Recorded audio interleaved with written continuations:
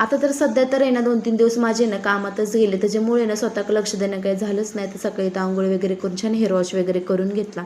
त्यानंतर बाकीची घरची कामं म्हटलं उरकून घेऊया. आता काल आणलेला भाजीपाला तसंच पिशवीमध्ये ठेवला होता, म्हटलं पहिलं तो वेगळा करून घेऊ ना तर तसंच राहून जाईल. आणि येताना थोडेफार फ्रुट्स पण घेऊन आले होते आणि त्यात द्राक्ष पण आणले होते. आता सध्या द्राक्षाचं सीझन चालू आहे ना, म्हटलं श्लोकसाठी तेवढे द्राक्ष घेऊन या. नंतरून पालेभाजी वगैरे पण आणले होते ना, म्हटलं ते पण निसून ठेवूया हातासरशी. त्यात सगळं मग करत होते. श्लोकला तर किचन वाटेवरती बसून घेतलं आणि आमचा उंदीर वामन असं गपचूप द्राक्ष खायचं काम करत होता. त्याच्यानंतर लगेच स्वयंपाकाची तयारी करायला घेतली होती. आज ना मस्त नॉनव्हेज दिवस होता, त्यासाठी इथं कांदे वगैरे भरपूर सारे चिरायचे होते. श्लोकला थोडा वेळ खाली खेळण्यामध्ये बिझी केलं. सगळं स्वयंपाक वगैरे करून घेतलं, दुपारचं छान जेवण वगैरे करून घेतलं आणि श्लोकचं ना दुपारी मस्त असं झोप काढायचं काम चालू होतं.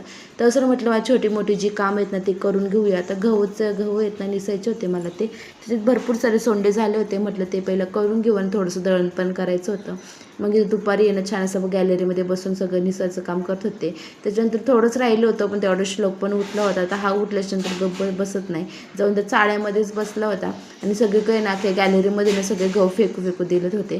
त्याच्यानंतर सगळं दळण वगैरे केलं, गिरणी दळण वगैरे टाकून आली नाही मस्त शेवट चॉकलेट केक खाऊन केला. चला भेटू पुढच्या ब्लॉगमध्ये, तोपर्यंत बाय.